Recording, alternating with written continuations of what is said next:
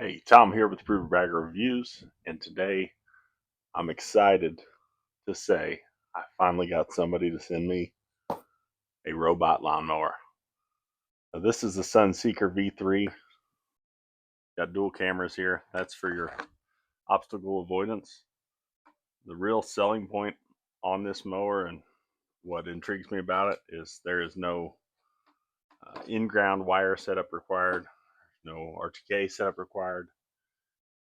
You basically turn this thing on, let it loose, and it detects obstacles and does its thing. So that's very exciting.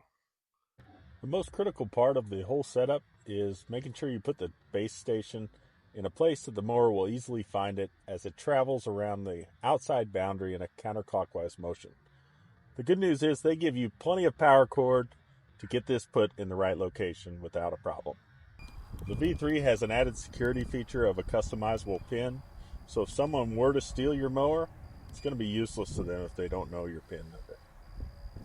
A few simple button presses, and it's off and running, ready to mow your yard. Setup is quick and easy. The Vision VI dual camera system that this mower is equipped with allows it to easily recognize over 160 different obstacles and avoid them. It picks up on boundaries easily. I was especially impressed with how it picked up on this subtle boundary where my sod stops. There's a drop off there, and if the mower were to go over it, there's a chance it could get stuck. But it continuously stopped and turned around, picked up on that boundary very easily, and I thought that was pretty impressive. The V3 is continuously learning and adapting to your lawn. It avoided bigger obstacles like the trampoline and even managed to find its way underneath and cut the grass below it. It also had no problem with faster paced obstacles like my golden doodle here. He's really curious, so he got in the way more than once. When the battery charge gets down to 30%, the V3 finds an edge boundary and begins to work itself counterclockwise around the boundary until it finds the base station and recharges.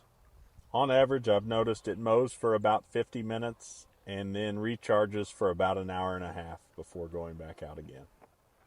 It is waterproof, but it will not mow in the rain, so if it senses rain, it will go back to the base station and wait for a predetermined amount of time. Mine is set for 3 hours, which allows the grass time to dry, so you're not cutting wet grass. I've found the Sunseeker app to be really user-friendly, which is saying a lot.